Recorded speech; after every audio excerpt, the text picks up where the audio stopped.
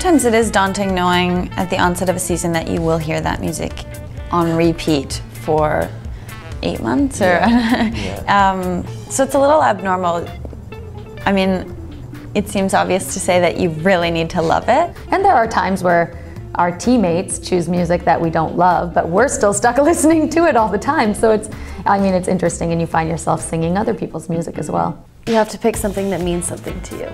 And it's beyond just pretty music. I think that's the first thing you listen for, is something that is beautiful or rich or says what you want it to say. But when it means something to you, then there's depth in the piece of music. I don't think my musicality and my music knowledge is good enough to really pick, especially a piece for the Olympics. I try to feel the general emotion when I hear that piece, and then we go from there.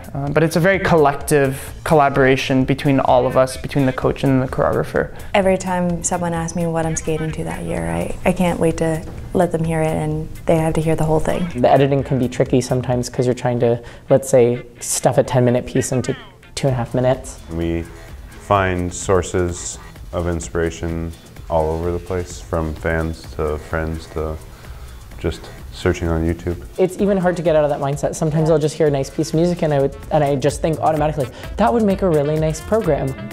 And then I start playing around with it, and I start like mapping things in my head, because that's how we're like hardwired now. You're programmed to do that. You just listen in the radio and you're like, oh yeah, twizzle sequence, oh okay. And I can't even tell you how many times I'll hear a nice piece of music on the radio, and then I'll listen to it, and then I'll start listening to related pieces. I'll go through all the albums of that same artist, then I'll listen to related artists, and then I'm on some just like 5-hour deep dark hole of YouTube. The week of choreography, I always listen to it when I drive. It's about a half-an-hour drive. I always listen to it non-stop blasting. I remember I'm literally like doing my choreography in my car. The speakers in an arena sometimes lose a lot of the nuances and the details and the layers of the music. So I find, especially with this year's programs, when I put my headphones in, if I'm on a plane or something, I can kind of reconnect with the initial love that I felt when I heard those songs, so it becomes fresh again. A lot of times you find that inspirational piece, and it